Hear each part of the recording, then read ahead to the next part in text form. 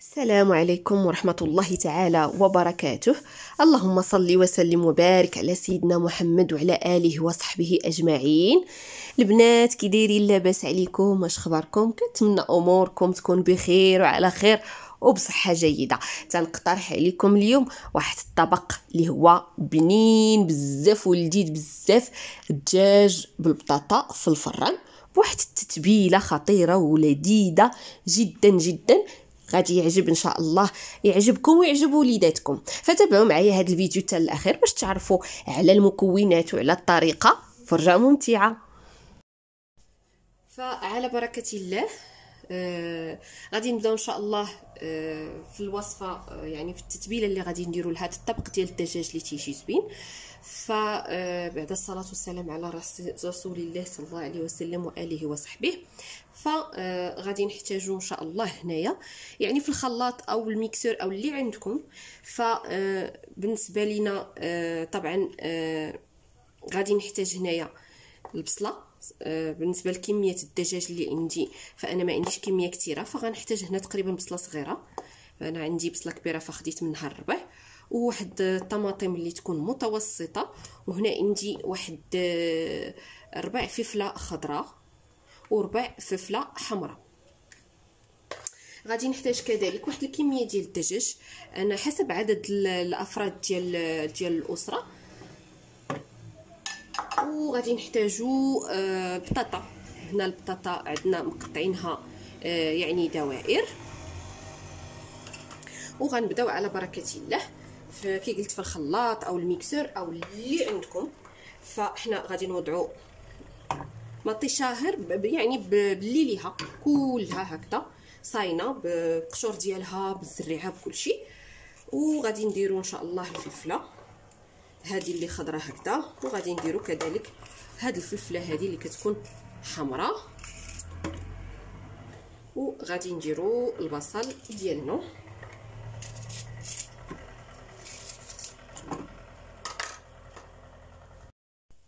غادي نزيد هنايا واحد المعلقه كبيره ديال مطيشه الحك.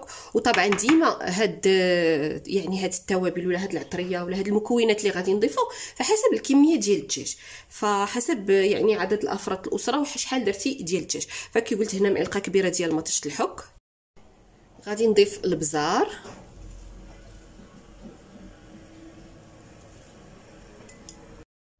غادي نزيد الخرقوم،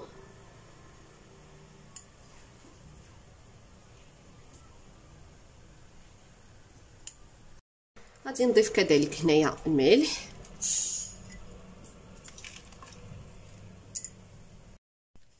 سكنجبير،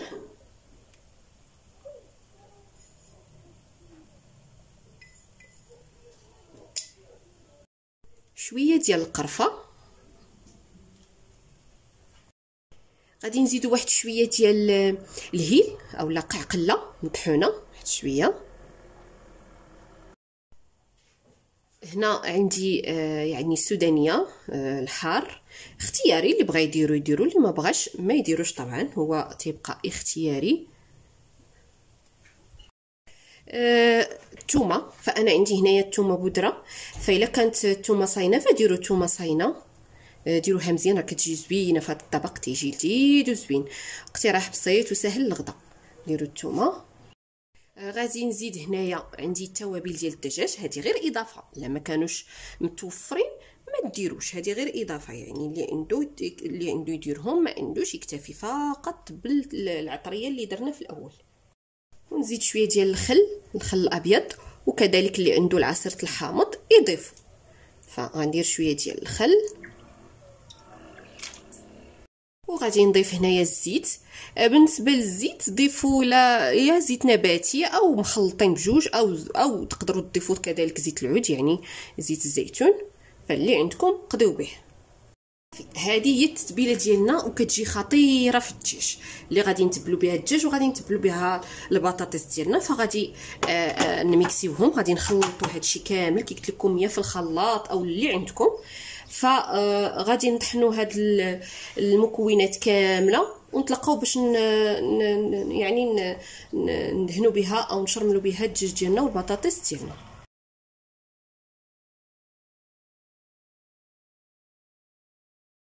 صافي هنا التتبيله ديالنا وجدات، تجي على هذا الشكل هذا، هانتوما شوفوا كي تجي.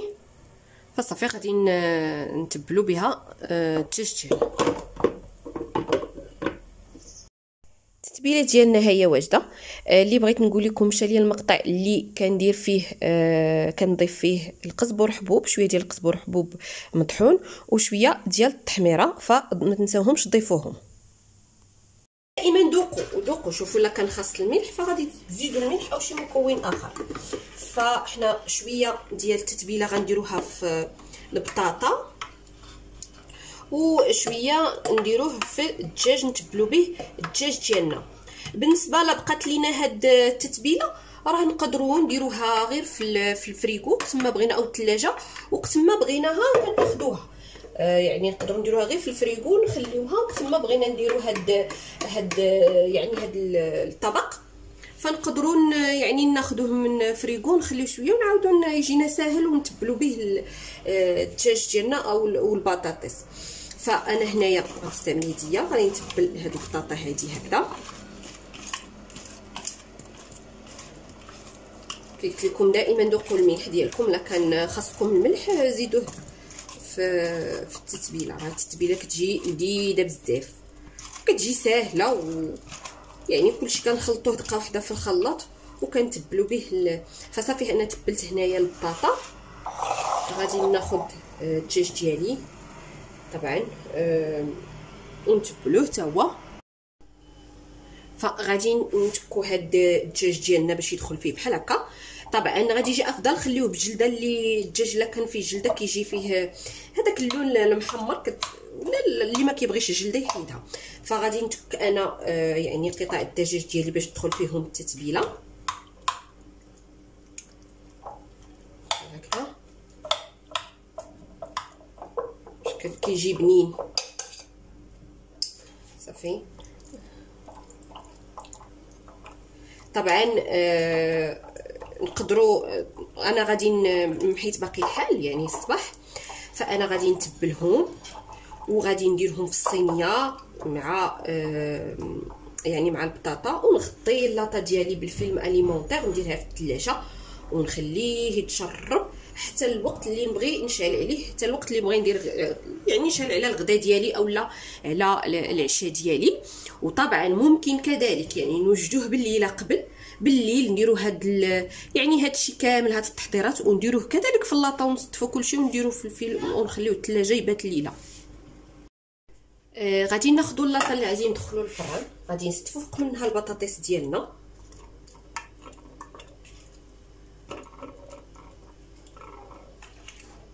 طبعا كي تنقول لكم البطاطس حسب الرغبه وحسب عدد افراد الاسره.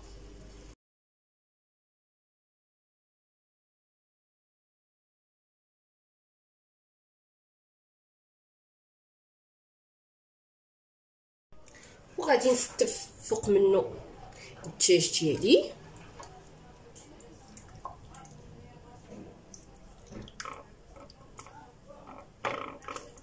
كي قلت لكم ديروا يعني هذا اللي حسب اللي يناسبكم، يعني الكميه اللي تناسبكم ديال الدجاج.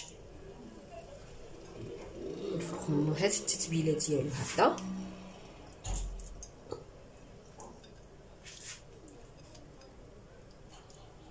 انا دابا باقي ما غاديش نشعل عليه.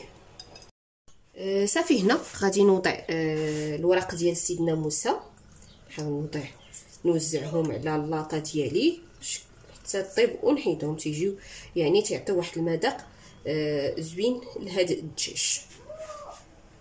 صافي انا هنايا من بعد ما درنا ورق موسى كيف لكم غادي نغطيوه، غنغطيه بهذا الورق ديال الزبده. صافي كيوصل هكذا.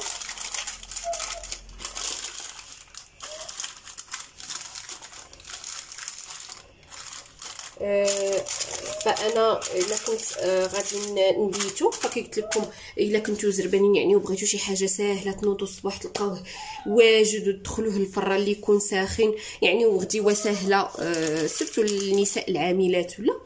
فكي قلت لكم يعني غادي ديروا ليه هكا وديروا ليه واحد الفيلم اليمونطير وتدخلوه الثلاجه هكا حتى الغد ليه وتهزوه وطيبوه.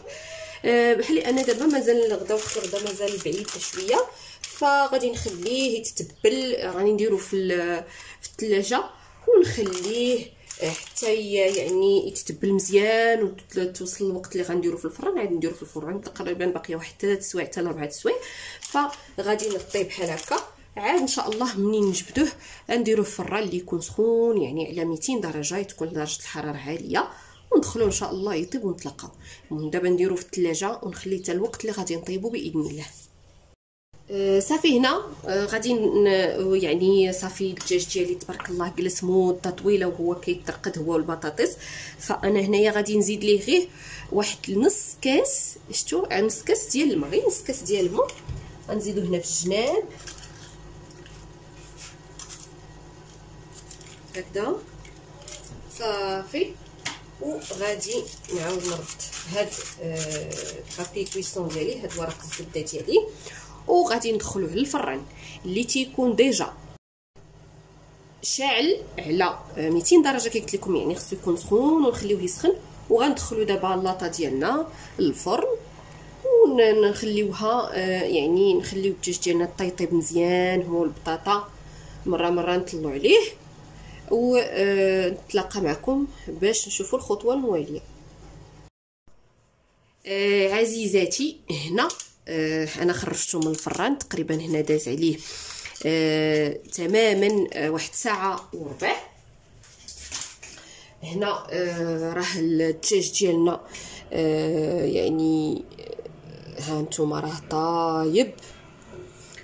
طايب وحتى البطاطا طابت. فغادي نحيد عليه، فكي قلت لكم غادي نحيد عليه هذاك الورق ديال الزبده وصافي. غادي نردو، هانتوما شوفوا غادي نردو باش ياخذ اللون ويتحمر مزيان ويشرب شي شويه هذيك الميها ويتعقر ويجي زوين ان شاء الله. غنردو نشعل عليه من الفوق. الدجاج ديالنا شوفوه كي كيجي ملي خرجناه من الفران، دخلناه تتحمر شي شويه. شوفوا هذيك المريقه كتجي خاتره ومعقره وزوينه، وما نقولش لكم راه كيجي المذاق هائل بهذه التتبيله الجميله جدا. انا متاكده ان شاء الله الا جربتوها غادي تعجبكم، حيت كتجي لذيذه وبنينه في قمه اللذه، وغادي تعجب الوليدات اللي تعجبهم دائما الدجاج بالبطاطا. نغيروش مره يعني طريقه باش نقدموا هذا الطبق الجميل جدا اللي كيعجب وليداتنا. شكرا جزيلا لكم على حسن المتابعه، كنتمنى الطبق ديال اليوم يعجبكم.